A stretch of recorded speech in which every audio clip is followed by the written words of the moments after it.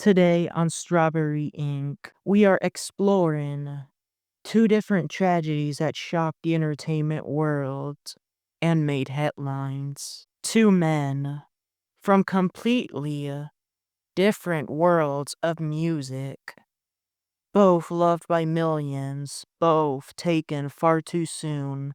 Stephen Boss, known as Twitch, and Bashmar Baraka Jackson, known as Pop Smoke. Listener discretion is advised. These topics are not for everyone and they contain self-harm. So, Twitch, Stephen Boss, some people would call him DJ Twitch because he was a DJ, yes, but he was not only a DJ, he was the DJ for The Ellen Show. He was a movement, a dancer, choreographer, and resident DJ for the episodes of Ellen, a famous talk show that's been viral for so many years already. He was known for walking into the studio with a contagious smile, and his body seemed to flow with rhythm when dancing. He had an ability to cheer so many people up inside that studio. But on December 14th, 2022, the world went silent as the unimaginable happened. Twitch was found dead in his home in Los Angeles by relatives.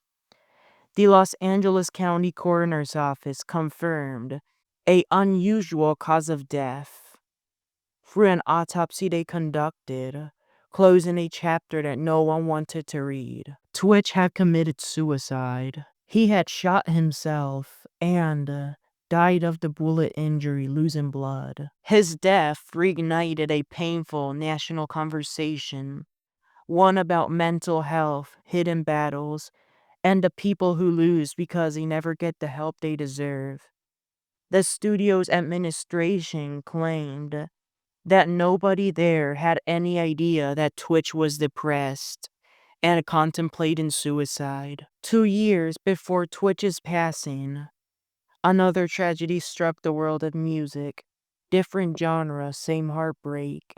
Bashar Bakara Jackson, known as the rapper Pop Smoke. He was 20, a Brooklyn native who helped ignite the Brooklyn drill movement and turn it into a global sound. But on February 19th, 2020, while staying at a rental home in Hollywood Hills, that voice was silent. His style, the swagger, and the voice that made every bar hit like an anthem was gone. At least physically from this world, but the music will live on forever. Until God declares Judgment Day officially and the world ends. But anyways, it was just after 4 a.m. when a group of armed intruders broke in. Pop Smoke was shot multiple times. Paramedics rushed him to the Cedars-Sinai Medical Center in West Hollywood. Doctors performed an open chest procedure, a thrombectomy, to try to save him. But at 5:12 a.m., Pop Smoke was pronounced dead. Investigators confirmed that Pop Smoke was murdered. Someone was out to get him. Those gunshot wounds to his torso were so severe that saving him was impossible. What followed was one of LA's most complex home invasion investigation within years. Ever since one of the members of the Bobby Fuller Four died in a suspicious way as well. By July 2020, police raids across LA led to 5 arrests. 21-year-old Jaquan Murphy, 19-year-old Corey Walker, 17-year-old Keondae Rogers, 16-year-old Justin Rojas, and 15-year-old Joshua Ross, who is believed to be the shooter. Detectives say the crew tracked Pop Smoke's location through social media, Instagram in particular, Realizing he was staying at a luxury Airbnb, they stormed in to rob him and left him dead. The suspects were taken to the LAPD's Hollywood station for questioning. Only one confessed, and soon after, all five were booked. Walker, Murphy, and Rogers at the MCJ, Rojas and Ross at the Central Juvie Hole. They were kept in the LA area despite their high-profile reputation. Then District Attorney Jackie Lacey announced formal charges: murder, robbery, burglary, and firearms offenses. Walker hired private attorney Christopher Darden. Yes, the person who was prosecutor in the O.J. Simpson trial in the 90s. The rest were given public defenders. The cases unfolded in two courts. The youngest suspects, Rogers, Rojas, and Ross, made their first court appearance before Judge Miguel Espinosa at the Inglewood Juvie Court.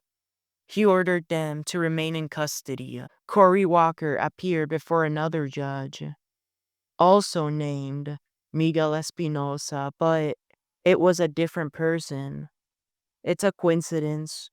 Two different Latinos serving as judges in two different courts in the same city and with the same name. This was a Superior Court judge, the Los Angeles County Superior Court. That's where the hearing was held.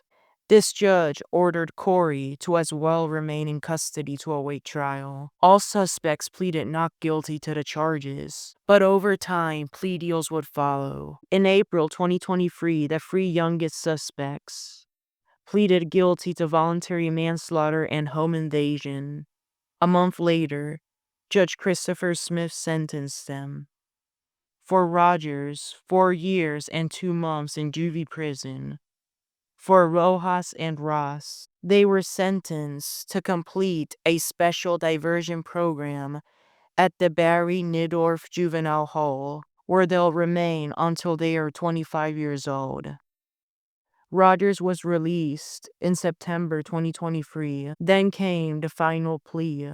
On February 4th, 2025, Cory Walker pleaded guilty under a deal to voluntary manslaughter and 2 counts of home invasion. 17 days later, Judge Smith sentenced him to 29 years in prison.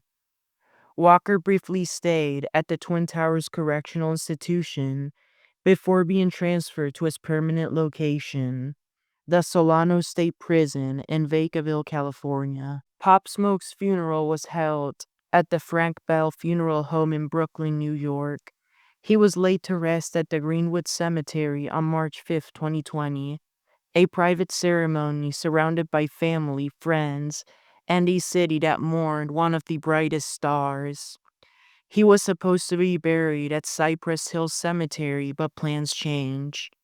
And in September 2021, heartbreak struck again when his grave was vandalized. The one responsible for that was never found, but an image went viral of his vandalized grave. It was damaged.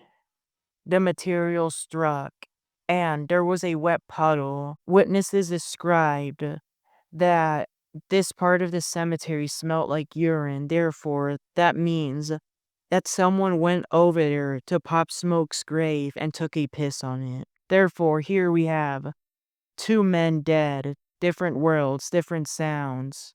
Both killed due to mental health, one murdered, the other committing suicide, and in America, hundreds of people commit suicide, thousands actually, each year because they did not get the mental health needs that they needed. And maybe they don't commit suicide, maybe they go out and kill others. Healthcare is very expensive and most of the time not accessible, especially mental health care. Thank you for listening to this episode of Strawberry Ink. Please take care and have a good rest of your day.